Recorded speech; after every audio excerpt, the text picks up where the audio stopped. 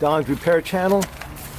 I've just got my MiniMax NT Low NOx Series Pool and Spa Heater book, and I've got a EO4 error code on here that pops up every once in a while. So I'm going through and taking a look at it. You have a little spring little loaded thing here that holds it on there. Move that out of the way. Right over here we have our airflow switch, which I verified that's okay by taking ohm readings right across here. Make sure that it's closed. You can see over here, here's my error codes. Here's my heater thermistor wire. I was getting an EO4, which is a fan failure. So what was happening is it would start up and then it would shut off after a couple of seconds. So I was trying to figure out what's going on. So I've worked on it a couple of times, and like everybody else, replaced the thermistor, and that never worked. And I replaced a couple of other items. So what I found, usually you can feel air coming out of this little vent right here. And the air, when it comes out, it cools the heater and keeps it going. If there's not enough air flowing out of there, it shuts off on EO4, or the airflow switch down here is bad. So what I did was check my motor, and we'll take the top off of this here to take a look at it. You have this insulation stuff here that you want to keep intact. You want to be careful not to break it up. And these corners here are held on by little clips.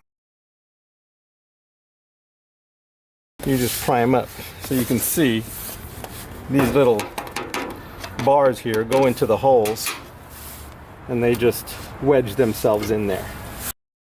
So that right there is your blower motor, and that motor has a capacitor on it. That's a run capacitor. So your motor could be good. You can see the little blade inside, and usually what I do is just inspect it. Got a couple of rats, it looks like here, but the little impellers inside here, and that's what spins around. What I did was check this, and the air is usually blowing out of here, and it feels like it's blowing out strong, but this motor here spins at 3,000 RPM.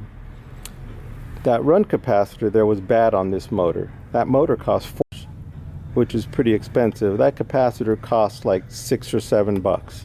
So it's best to replace capacitors to make sure that the motor is still good, because when you replace capacitor, the motor will spin up to 3,000 RPM and your airflow up here will come out a lot stronger. This is for your airflow switch, and also there is a heater limit switch right down in here, which it's a high limit thermostat set for 115 degrees. And then next to it you have the little yellow wire right here, right down inside there, and that is your thermistor probe. And then you have another limit switch right here. That's a 150 degree limit switch.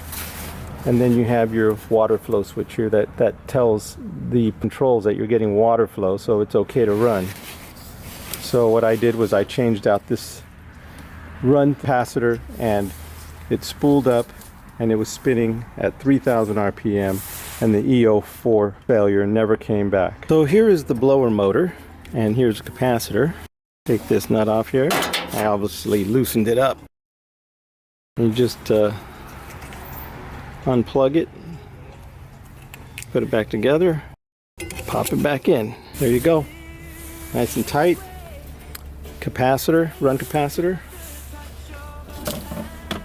I put some Never Seas right here just to let it seep in, help with lubrication. And the motor inside here, get yourself a little screwdriver and push that little blade in there around. Should spin freely like that. No noise, nice and quiet. Well, I'll show you the front up here. There's our switches. We have our high limit thermostat at 115 degrees. We have our thermistor probe. We have our 150 degree high limit thermostat. We have our water flow switch right here, water pressure switch, and then we have our airflow switch inside. And those are the safeties that make this baby run or stop on safety. There's our capacitor. So that's the workings of it. Now it's just a matter of ordering the capacitor before you take it apart. So when you take it apart, just change that part there. It's only $5, $6, $7. Okay, I'll put a link for the capacitor down there in the details. Just go ahead and order one up before you take it apart. You should be good to go. Okay, so let's put this thing back together.